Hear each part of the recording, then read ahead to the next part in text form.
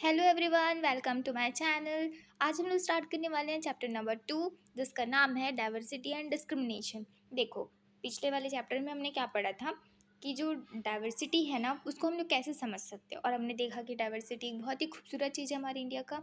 और हमने ये भी देखा था पिछले वीडियो में कि जवाहरलाल नेहरू जी की बुक थी, जिन्होंने वो खुद लिखे थे द डिस्कवरी ऑफ इंडिया। उन्होंने उसमें खुद लिखा है कि यूनिटी इन डाइवर्सिटी, मतलब अनेकता में एकता। लेकिन यहाँ पे जो टर्म है डिस्क्रिमिनेशन, हम किसी को नेट कर देते हैं, मतलब बहुत नेगेटिवली हम वो इफ़ेक्ट करता है। जैसे कि इतना कुछ, जैसे मैं आपको एग्जांपल देती हूँ। हमने मीनिंग ऑफ डाइवर्सिटी पिछले चैप्टर में समझ चुके हैं। इस चैप्टर में हम समझने वाले हैं कि कैसे बहुत सारे जो पीपल है डिफरेंट होने के कारण, जैसे कि आपका कोई दोस्त है, सपोज़ वो आपका कोई दोस्त है, आपसे बहुत ज़्यादा अलग है, शायद उसकी जो टोन है वो आपसे बहुत अलग है। शायद वो, अगर सपोज़ वो फॉरेनर है, अगर वो फॉरेन से आया है यहाँ पे पढ़ने के लिए और उसको अच्छे से हिंदी बोलने नहीं आ रहा है, तो आप लोग क्या करोगे? मतलब कोई कोई बच्चे होते हैं ना, टीज़ करते हैं, चिढ़ाते हैं कि अरे यार ये तो ऐसे बोल रहा है वैसे बोल रहा है। तो यहाँ पे वही हो रहा है, ठीक है। तो अगर कोई आपसे बहुत ज़्यादा डिफरेंट है तो आप उससे बहुत ज़्यादा टीज़ करोगे। आपके क्लास में कोई बहुत मोटा सा लड़का है, आपने कभी ना कभी उसे भी टीज़ किया होगा, या फिर कोई बहुत पतला है, ऐसे इस टाइप का जो डिस्क्रिमिनेशन चालू हो जाता है। तो जिससे कि जो सामने वाला जो टीज्ड हो रहा है, तो उसके अंदर क्या आ जाता है, या तो फिर आप किसी के ऊपर हंस देते हो तो क्या आ जाता है, वो एक ग्रुप से अलग हो जाता है। वो अपने आप को बहुत गुस्से में फ़ील करता है, या तो उसे बहुत बुरा लगता है, या फिर वो हेल्पलेस हो जाता है, बहुत दुखी हो जाता है ना। तो ये होता है, अगर हम इस तरीके से अगर किसी को ट्रीट करेंगे तो वो क्या हो जाएगा, एक डिस्क्रिमिनेशन। डाइवर्सिटी मतलब डिफरेंट, अगर वो डिफरेंट है और हम लोग इस तरीके से अगर उसके साथ बिहेव करें, उस पर हंस रहे हैं, उसे चढ़ा रहे हैं, तो ये जो फैक्टर डेवलप होता है वो अब डाइवर्सिटी नहीं रह जाएगी, अब उसके साथ डिस्क्रिमिनेशन भी ऐड हो जाएगा। Diversity can lead to discrimination, कभी कभी डाइवर्सिटी से डिस्क्रिमिनेशन आ जाता है, ठीक है। यहाँ पे बहुत सारे पीपल हैं, इस भारत में तो बहुत सारे लोग हैं। तो यहाँ पे बहुत लोगों का तरीका बहुत अलग होगा, किसी का रहने का तरीका अलग होगा, किसी के लैंग्वेज का तरीका बहुत अलग होगा, बोलने का तरीका बहुत अलग होगा, खाने का तरीका बहुत अलग होगा, जो वो पहनते होंगे शायद वो बहुत अलग होगा, उनके खेलने का तरीका अलग होगा, सब चीज़ बहुत अलग होगा। तो ये सब जो चीज़ें, जो डाइवर्सिटी जो आती है, वो जियोग्राफी की वजह से भी आती है और हिस्ट्री की वजह से भी आती है, जो उस प्लेस की रही होगी। तो ये सब आने के बाद क्या है, इंडिया एक बहुत ही डाइवर्स कंट्री हो जाती है। कैसे हम इस बात से भी समझ सकते हैं, आप पे स्टेटमेंट दिया हुआ है कि जैसे कि इंडिया जो है ना, वो 8 मेजर, मतलब पूरे वर्ल्ड में, पूरे 8 जो है, 8 रिलीजन ऐसे हैं जो पूरे वर्ल्ड में सबसे ज़्यादा, मतलब टॉप में है और उन्हें माना जाता है। तो वो ऐसा है कि वो वर्ल्ड में तो शायद एक दो ना मिले किसी किसी कंट्री में, लेकिन इंडिया में आठों के आठों रिलीजन जो है वो इंडिया में मिलते हैं। तो आप सोच सकते हैं कितना डाइवर्स है हमारा इंडिया। और यहाँ पे जो है पूरे 1600 लैंग्वेज को बोला जाता है। और ये पूरे 1600 लैंग्वेज ऐसे वैसे नहीं है, ये सारे लोगों की मदर टंग है, किसी न किसी की मदर टंग हो सकती है, कोई ना कोई लोगों की, ठीक है। तो आप देख सकते हैं कि डाइवर्सिटी कितने तरीके से अलग है हमारे उसमें, कि पीपल कैसे रहते हैं, कैसे बोलते हैं, कैसे खाते हैं, सबका अलग अलग तरीका है। और अगर कोई इंसान आपके जैसे सेम है, सपोज़ आपकी दोस्त और आप दोनों सेम हो, तो आपको एकदम सिक्योर फील होगा, आपको ऐसे अलग टाइप का फील नहीं होगा।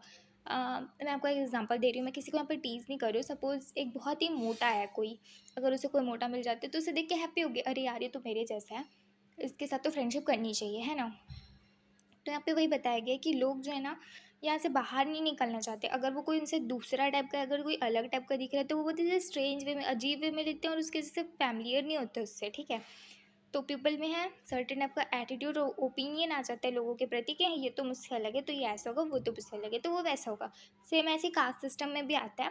तो कास्ट में भी हमने बहुत ज़्यादा इसे फेस किया है। तो फर्स्ट जो चीज़ है, जो डिस्क्रिमिनेशन का जो आपके बुक में दिया हुआ है, वो प्रेजुडीज़ है। अब ये क्या होता है? प्रेजुडिस का मतलब ये होता है कि अगर हम किसी को अपने से अलग है, कोई हमसे अलग है, और अगर हम उसे बहुत नेगेटिवली, उस मतलब हमारे अंदर उसके प्रति बहुत ही नेगेटिवली कुछ फीलिंग है, या फिर कोई कोई बायस्ड ओपिनियन है, जैसे कि यार वो तो ऐसा है ना, वो तो वैसी है ना, तो हम उसको एकदम अजीब टाइप का बिहेव कर रहे हैं, उसके साथ नेगेटिवली ले रहे हो उसके बारे में, जो भी, चाहे वो अगर कुछ भी चीज़ हो सकती है, वो सपोज़ उसका लैंग्वेज हो सकता है, स्किन हो सकता है, कलर हो सकता है, क्लोथ हो सकता है, कुछ भी हो सकता है। अगर हम उसे नेगेटिवली फील कर रहे हैं तो उसका मतलब ये होगा कि वो प्रिजुडिस में आ जाएगा, ओके। तो यहाँ पे आप बहुत लोगों को ऐसे अलग टाइप का फील, मतलब ये प्रिजुडिस उसी की वजह से डेवलप होती है। सपोज़ मैं आपको कुछ एग्जांपल देती हूँ, आपके आपके बुक में भी दिया हुआ है, तो हम इसे पहले देख लेते हैं। तो बहुत सारे लोगों के अंदर में क्या आ चुका है, जैसे कि कोई गाँव के में है, ठीक है? तो गाँव के लोग जो हैं, इंडिया के जो आधे से ज़्यादा जो 50% जो पॉपुलेशन है वो तो गाँव में ही रहती है। तो बहुत लोगों के अंदर पता है क्या सेट हो गया है कि वो जो है ना विलेजर ना, उनको मॉडर्न टेक्नोलॉजी मतलब उनको पसंद नहीं है। वो लोग जो हैं गाँव के हैं, मतलब थोड़े पिछड़े हैं, तो वो लोग वहीं पे रहना पसंद करेंगे। और उन लोग का तो काम ही है कि वो लोग 12-14 घंटे काम कर रहे होंगे, और उनको जो है फ़ोर्स किया जाता है कि तुम जो है सिटी में जाकर बसना चालू कर दो, तुम्हारा कुछ डेवलपमेंट होगा। ऐसा आप लोग रूरल एरिया के बारे में सुनते होंगे। अब मैं यहाँ पे अर्बन एरिया को ले लेती हूँ। अर्बन एरिया में कैसा है कि वहाँ पे ऐसा है कि लोगों को ऐसा लगता है कि जो लाइफ है सिटी की वो बहुत ज़्यादा ईजी है। पीपल वहाँ पे जो है बहुत बिगड़ चुके हैं और बहुत ही ज़्यादा लेज़ी हैं, ठीक है? और वहाँ पे जो बहुत सारे लोग हैं जो अपनी फैमिली के साथ जो है ज़्यादा टाइम स्पेंड नहीं करते, वो बाहर वालों के साथ ही स्पेंड करते हैं। और उनके पास जितने पैसे वो कमाते हैं उससे ज़्यादा उनके रेंट और ट्रांसपोर्ट में वो सब चीज़ें खर्च हो जाती हैं। तो प्रेजुडिस इस तरीके से भी हमारे अंदर में सेटअप हो रही है, और इसी से ये प्रेजुडिस जो किसी भी लैंग्वेज, बॉडी या फिर कोई भी कलर टाइप में अगर हमारे अंदर में सेटअप हो गई है, दैट मीन्स हमारा जो रिस्पेक्ट है वो पीपल के प्रति वो बिल्कुल भी ख़त्म हो जाता है। सपोज़ इंग्लिश और हिंदी का एग्जांपल आपके बुक में दिया हुआ है। अगर मैं बहुत मतलब हिंदी बोलती हूँ और आप लोग इंग्लिश बोलते हो, तो और हमारे इसमें ऐसा बोल दिया गया है, मतलब ऐसा माइंड सेट हो गया है ना कि जो इंग्लिश बोलता होगा हाँ वो बहुत अच्छा है, वो बहुत एजुकेटेड है और वो बहुत वेल बिहेव्ड होगा अगर उसको इंग्लिश बोलना आता है तो। सपोज़ मैं हिंदी बोल रही हूँ, मुझे नहीं आता, मुझे मैं वेल बिहेव्ड हूँ, लेकिन फिर भी आपके मन में ऐसा आ जाएगा कि यार ये तो हिंदी बोलती है ना, इंग्लिश बोलती तो शायद ही बहुत अच्छी होती, इसे कम्युनिकेट करने में बहुत अच्छा लगता। तो ये जो चीज़ है, जो नेगेटिव थॉट है, तो इससे क्या है आप मेरी रिस्पेक्ट कम करना थोड़ा कम कर देंगे और आप अपनी आपके दोस्त की रिस्पेक्ट ज़्यादा करेंगे क्योंकि उसे इंग्लिश बोलना ज़्यादा अच्छा आता है। That's how we set up. तो यही प्रिजुडिस होता है जो हमने अभी तक देखा, वो किसी भी बेस पे होता है मैंने बताया आपको कि कैसे बोल रहे, कैसे पहन रहे, किसी भी तरीके से हो सकता है। और किसी के भी अंदर अगर ये प्रेजुडिस आ गई ना, अगर उसने किसी को जज कर दिया तो हमें वो बहुत हर्ट होने लगता है। तो आगे हम देखेंगे कि हम लोग स्टीरियोटाइप को कैसे क्रिएट करते हैं। स्टीरियोटाइप कैसे होती है, जो पुरानी सोच जो बंधी हुई होती है कि यार ये इसको तो यही करना चाहिए, उसको तो वही करना चाहिए। तो छोटूज मैं तुम्हें पहले ये बताती हूँ कि स्टीरियोटाइप क्या होता है। हम जेंडर से तो बहुत अच्छे तरीके से वाकिफ़ है। आपकी क्लास में कोई गर्ल होगी, कोई बॉय होगा, आप खुद एक बॉय होंगे या गर्ल होंगी, तो आपके मन में जो बचपन से आपके अंदर में बैठा दिया जाता है वो ये बुक में दिया हुआ है। वैसे ड्राइंग बहुत अच्छी है ना तो फिर जैसे कि बिहेव, जैसे कि लड़कियां जो है ना, पहले से आपके माइंड में बैठा दिया जाएगा कि लड़कियां बहुत वेल बिहेव्ड होंगी, वो ज़्यादा ऊंची आवाज़ में बात नहीं कर सकती, ज़्यादा ऊंचा नहीं हंस सकती, वो बहुत सॉफ्टली बोलेंगी और जेंटली बोलेंगी। और फिज़िकली स्ट्रॉन्ग लड़के ही होंगे। फिज़िकली स्ट्रॉन्ग की बारी आती है, अगर इसकी बात हो रही है तो वो लड़के ही होंगे। वो लड़के ही शरारती होंगे, लड़कियां शरारती नहीं होंगी। अगर वो लड़की है तो उसे डांस और पेंटिंग में बहुत अच्छी होनी चाहिए। और लड़के जो है ज़्यादा रोएंगे नहीं, वो लड़के लोग रो ही नहीं सकते। और लड़कियां जो है ज़्यादा डैशिंग नहीं बन सकती। और लड़के जो है स्पोर्ट्स में बहुत अच्छे होंगे, लड़कियां जो है खाने में होंगी। ये सब जो है ये सब माइंड में आ जाता है। अगर आप इसे नहीं भी जानोगे और इसे पढ़ोगे तो आपके मन में अपने आप आ जाएगा, यार ये खाना अच्छा बन रहा है, मतलब लड़की बना रही होगी। स्पोर्ट्स अच्छा खेल रहा है कोई, तो वो लड़का ही खेल रहा होगा। तो इसे बोलते हैं स्टीरियोटाइप, जो हमारे मन में पहले से बैठा हुआ होता है किसी के प्रति। अभी यहाँ पे जेंडर का दिया हुआ है, हम किसी और चीज़ों के बारे में बात कर सकते हैं। ओके, मेनली जेंडर में ही ज़्यादा स्टीरियोटाइप्स होता है कि लड़कियाँ और लड़के ऐसे ऐसे होंगे। जैसे तुम ये बहुत ही प्यारा वाला ये इलस्ट्रेशन देखो, ठीक है? जैसे कि बहुत लोग होते हैं हैंडीकैप होते हैं, है ना? तो उससे कोई कोई लोग क्या बोलते थे कि यार ये तो डिसेबल है ना? डिसेबल मतलब, एबल मतलब कोई चीज़ को करने की क्षमता, डिसेबल मतलब नहीं कर सकते वो काम को। तो जैसे कि किसी का पैर नहीं है, किसी का हाथ नहीं है, तो इसका मतलब वो डिसेबल हो गए क्या? नहीं यार, उनको स्पेशल केयर की ज़रूरत है ना? जैसे एक बेबी को, वो भी तो नहीं चल सकता, वो भी तो नहीं बोल सकता, आप उसे कितना अच्छे से प्यार करते हो, उसे उसके लिए हर चीज़ करते हो, मदद करते हो उसकी। तो वही बस उसने कुछ स्पेशल नीड्स की ज़रूरत है और कुछ भी नहीं। जैसे कि आप लोग देख रहे हो कि वो व्हील चेयर में तो ऑलरेडी चल पा रही है ना। और यहाँ पे देखो, भले ही वो यहाँ पे व्हील चेयर पे है, पर वो कितनी प्यारी ड्राइंग कर सकती है। आगे शायद उसको ड्राइंग का बहुत शौक होगा, वो बहुत अच्छी ड्राइंग करती होगी। तो इन्हें जो है ना हम डिसेबल ना बोल करके इसे रिप्लेस कर सकते कि उन्हें बहुत ही स्पेशल नीड की ज़रूरत है। ओके, तो ये स्टीरियोटाइप है। अब हम लोग नेक्स्ट टॉपिक देखते हैं, इक्वलिटी एंड डिस्क्रिमिनेशन। आपको पता है इक्वलिटी और डिस्क्रिमिनेशन किस वजह से आता है? क्योंकि हम लोग की जो प्रेजुडिस होती है और जो स्टीरियोटाइप होता है जो हम सेट कर देते हैं, उसके वजह से जो है इक्वलिटी जो है जनरेट होती है, क्रिएट होती है, और उसके बाद डिस्क्रिमिनेशन जो है स्टार्ट होता है। ऐसा क्यों? क्योंकि अगर आप देखेंगे कि जो आपके सेम, अगर आपको कोई बोल रहा है, आपको कोई स्टीरियोटाइप बैठा चुका है कि आप जो है ना कुछ एक्टिविटी नहीं कर सकते जो आपके बहुत सारे ग्रुप में करा जा रहा है, आप वो जॉब नहीं दे सकते, अगर आप वहाँ पे रह नहीं सकते अपने पड़ोसी के बाजू में, आपको वहाँ पे वेल का पानी नहीं पीने दिया जा रहा है, आपको हैंडपम्प नहीं यूज़ करने दिया जा रहा है, आप चाय नहीं पी सकते जहाँ वो बैठ के चाय पी रहे हैं। तो इसमें क्या है ना, एक डिस्क्रिमिनेशन स्टार्ट हो जाता है, उसकी वजह से इनइक्वलिटी और बहुत सारी प्रॉब्लम जो है स्टार्ट हो जाती है। ओके, डिस्क्रिमिनेशन जो होता है ना वो बहुत सारी रीज़न से आता है, जैसे कि आप पीछे देख सकते हो। हमने प्रीवियस चैप्टर में चैप्टर 1 में पढ़ा था कि समीर एक समीर दो की कहानी, उसमें जो है समीर एक बहुत ही रिच फैमिली से होता है और समीर दो जो है बहुत ही पुअर फैमिली से होता है। समीर एक स्कूल जा रहा होता है और समीर दो स्कूल नहीं जा रहा होता, वो न्यूज़पेपर बेच रहा होता है। तो लैक ऑफ अपॉर्चुनिटी के कारण जो है समीर दो के साथ बहुत सारा डिस्क्रिमिनेशन हुआ रहता होगा। वहाँ पे आगे तो नहीं दिखाया है, वो दोनों का जो रिलीजन था वो बहुत ज़्यादा डिफरेंट था, तो इस कारण से जो है ना वो बहुत पुअर था, तो उसके साथ और ज़्यादा डिस्क्रिमिनेशन होता था। फिर मुस्लिम था वो, तो उसके साथ और ज़्यादा डिस्क्रिमिनेशन होता था। तो ये जो है ना लोगों के ऊपर जो आ जाता है बिलीव, जो स्टीरियोटाइप बैठ जाती है कि वो मुस्लिम है, ये है, वो है, या वो हिंदू है, ये है, वो है, तो इससे क्या है डिस्क्रिमिनेशन स्टार्ट हो जाती है। ओके, तो हमने प्रीवियस चैप्टर में समय दौर के बारे में देखा था, हमने देखा था कि कैसे किसी को अपॉर्चुनिटी नहीं मिलने से वो जो है उसी काम में बंध जाता है। तो बहुत सारे लोगों ने जो है ये एक्सपीरियंस किया होगा, एक डिस्क्रिमिनेशन एक्सपीरियंस किया होगा। अगर वो पर्सन बहुत पुअर है, अगर वो सेम ही कास्ट से बिलोंग कर रहे हैं, सेम ही कल्चर या रिलीजन या ग्रुप से बिलोंग कर रहा है, अगर वो पुअर है तो उसके साथ उतना अच्छे से बिहेव नहीं किया जाएगा जितना किसी और के साथ बिहेव कर रहा है, उसको उतना वैल्यू कोई नहीं देगा।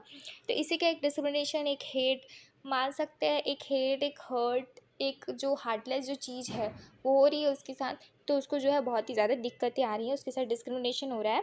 तो इसी को हम लोग डिस्क्रिमिनेशन यहाँ पे डिस्क्राइब कर रहे हैं कि ये कैसे हो रहा है। तो यहाँ पे जो है भीमराव अम्बेडकर के बारे में बताया गया है। पहले मैं आपको भीमराव अम्बेडकर के बारे में बता देती हूँ, फिर उसके बाद उनकी स्टोरी बताऊँगी कि उन्होंने डिस्क्रिमिनेशन को कहाँ पे पहले फेस किया था।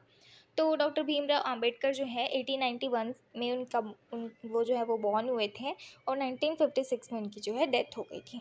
उनको जो है फादर ऑफ कॉन्स्टिट्यूशन इंडिकेट किया जाता है, कंसिडर किया जाता है। क्यों? क्योंकि उन्होंने जो स्ट्रक्चर है, जो बहुत ज़्यादा उनका योगदान था कॉन्स्टिट्यूशन को बनाने में, संविधान को बनाने में, और वो जो है लीडर बहुत ज़्यादा जो है अच्छे लीडर माने जाते हैं दलित लोगों के। क्यों? क्योंकि उन्होंने दलित लोगों की जो कम्युनिटी है उनमें जो उनकी हक की लड़ाई को लड़ी थी, वो महार कास्ट में बॉर्न हुए थे, जिससे पहले बहुत ही ज़्यादा अनटचेबल माना जाता था, शायद अभी भी कोई कोई रीज़न में माना जाता है, लेकिन वो जो ग्रुप में वो बॉर्न हुए थे, और उनके पेरेंट्स जो है वो उनके साथ जो वर्क करते थे, और वो ऐसे लोगों को जो है वहाँ से बाहर जाने का भी बहुत लोग जो है वहाँ से बाहर नहीं निकलने दे रहे थे उनको, या तो उनको कोई कोई जो है कोई कोई विलेज में आना भी उनके लिए रिस्ट्रिक्ट कर दिया गया था। डॉक्टर बी आर अम्बेडकर जो वो पहले ऐसे पर्सन थे जिन्होंने जो है अपने ही कास्ट में फर्स्ट ऐसे पर्सन थे जो कॉलेज एजुकेशन को पूरा करते हैं और इंग्लैंड जाते हैं, वहाँ से लॉयर बन के आते हैं। बहुत सारे दलित को वो जो है एंकरेज करते कि हाँ तुम भी पढ़ो, अपने बच्चे को स्कूल भेजो, कॉलेज भेजो, उन्हें पढ़ाई करवाओ, और बहुत सारे गवर्नमेंट सेक्टर में उनको जॉब दिलाओ, ताकि जिससे वो है कास्ट सिस्टम में इक्वली आ सके। और बहुत सारे जो उनको तो वैसे भी कोई भी टेम्पल में जाने का अलाउ नहीं था, लेकिन उन्होंने ये चालू भी किया, उन्होंने सारे लोगों को टेम्पल में जाने के लिए उनका हक दिलाया, और फिर वो बाद में बुद्धिज़्म में कन्वर्ट हो गए, वो अपने आप को बुद्धिज़्म में लेके गए। ओके, और सारे मेंबर को इक्वली हक मिलना चाहिए, इक्वली उनका रिस्पेक्ट होना चाहिए, उसके लिए वो लड़े। Okay, doctor B R Ambedkar थे, उन्हें ऐसा लगता था कि हमें जो कास्ट सिस्टम के लिए लड़ना चाहिए और उसमें वर्क करना चाहिए, ताकि सब जो है इक्वली रिस्पेक्ट के काबिल हो, ना कि सिर्फ 1 या 2%, लेकिन हमारे कास्ट के सारे पर्सन को रिस्पेक्ट मिलना चाहिए। तो ये थे डॉक्टर बी आर अम्बेडकर। तो उन्होंने क्या है ना, वो एक बार कहीं से आ रहे थे, तो उन्हें कोरेगांव जाना था, तो वहाँ से वो बॉम्बे में रुकते हैं। वहाँ पे उन्हें अनटचेबिलिटी वहाँ पे पहली बार उन्होंने महसूस की थी। क्यों? क्योंकि वो जो है स्टेशन में बैठे होते हैं स्टेशन मास्टर। अब वो इतने अच्छे से कपड़े पहने हुए थे, तो वो ऐसा लग रहा होता है कि कोई ब्राह्मण, कोई हिंदू है, वो बाहर नहीं है। तो वो स्टेशन मास्टर भी उनसे बहुत ज़्यादा अच्छे से ट्रीट कर रहा होता है। लेकिन जैसे ही वो आगे पूछताछ करता है, उन्हें बैठने के लिए चेयर वगैरह भी देता है वो। फिर वो स्टेशन मास्टर आगे आके पूछते जाते हैं उससे, तब वो डॉक्टर बी आर अम्बेडकर बोलते हैं कि मैं महार कास्ट से हूँ। फिर वो जो है उसके जो फेस के एक्सप्रेशन एकदम से चेंज हो जाते हैं, सब कुछ चेंज हो जाता है, उसे बहुत अनटचेबल फील होने लगता है कि नहीं यार, इसे टच नहीं करना चाहिए, मतलब फिर मैं पवित्र हो जाऊँगा। फिर वो जो है स्टेशन मास्टर मतलब इधर उधर सारे टाइम में फैला देता है कि ये जो है बहुत अनटचेबल है, ये बाहर कास्ट का है और ये हमारे स्टेशन में आके बैठा हुआ है। तो वहाँ पे जो है डॉक्टर भीमराव अम्बेडकर, ऐसा नहीं कि वो लोग फेयर नहीं दे रहे थे, वो लोग डबल फेयर दे रहे थे, डबल पैसे दे रहे थे बुलेट कार को, ताकि वो लोग जा पाए मूल कार को, ताकि वो लोग जा पाए, क्योंकि उनका घर थोड़ा दूर था ना, उन्हें कुछ ना कुछ की ज़रूरत थी जिससे वो ट्रैवल कर पाए और वो अपने घर तक जा पाए। लेकिन ऐसा कुछ भी नहीं हुआ। इतना नेगोशिएट करने के बाद भी, इतना अच्छे से उनको मनाने के बाद भी उन्हें जो है कोई भी बुलेट कार्ड वाला लेकर नहीं गया।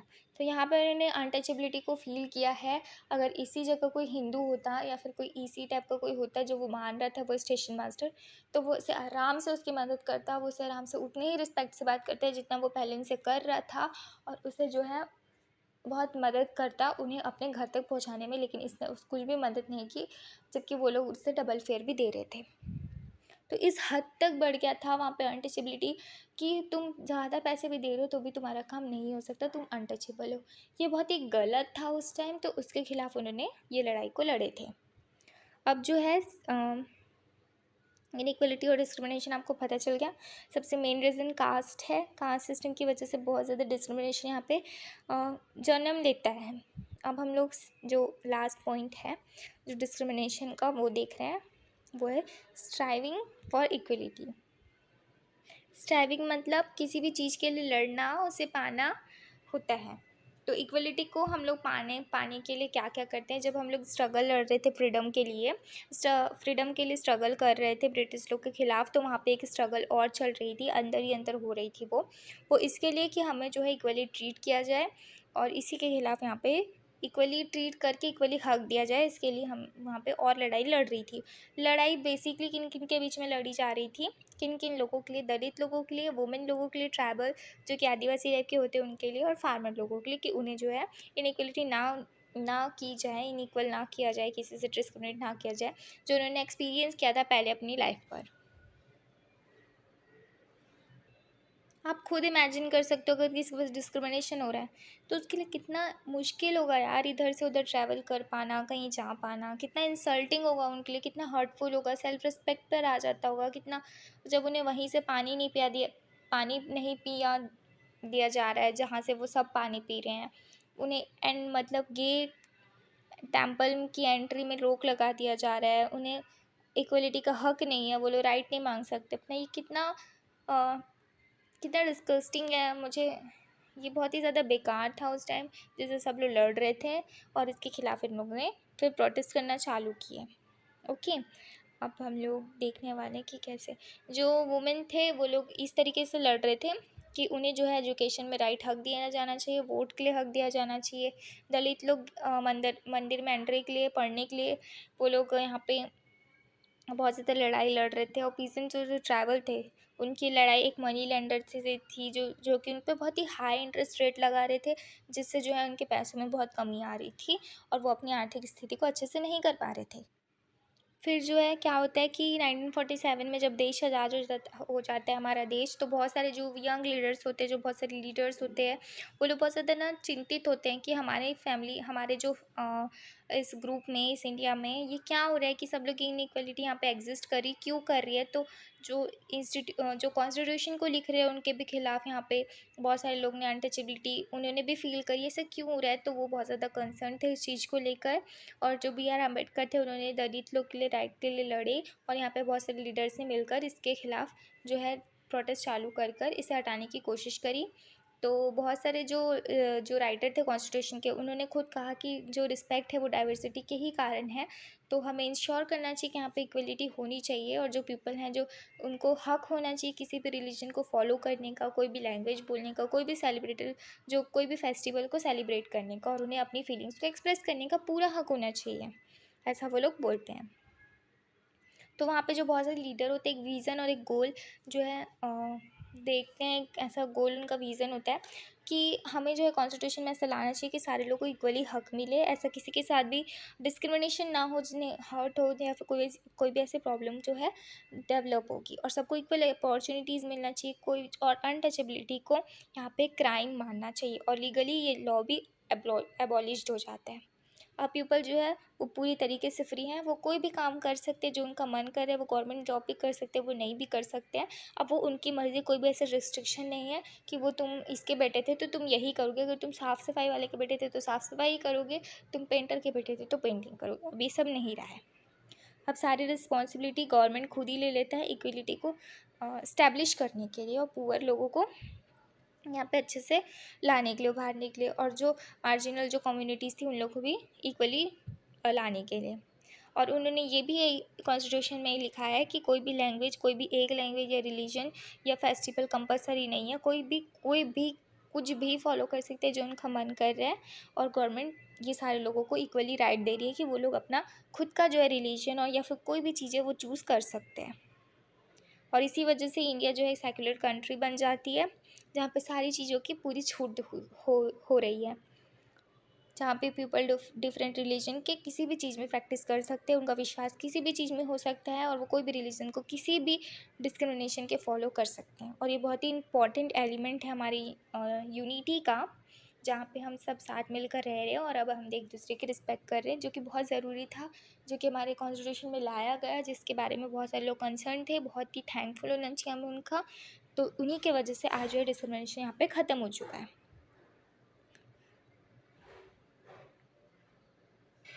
आप लोग बुक में देखते होंगे कि आपके बुक में ये रहता होगा, ये क्या इंडिकेट करता है कि यहाँ पे एक इक्वलिटी का जो कॉन्सेप्ट दिया हुआ है कि सारे लोगों के इक्वल स्टेटस होना चाहिए, मतलब इक्वल रिस्पेक्ट मिलना चाहिए और अपॉर्चुनिटी मिलना चाहिए, और हमें एक दूसरे की रिस्पेक्ट करना चाहिए।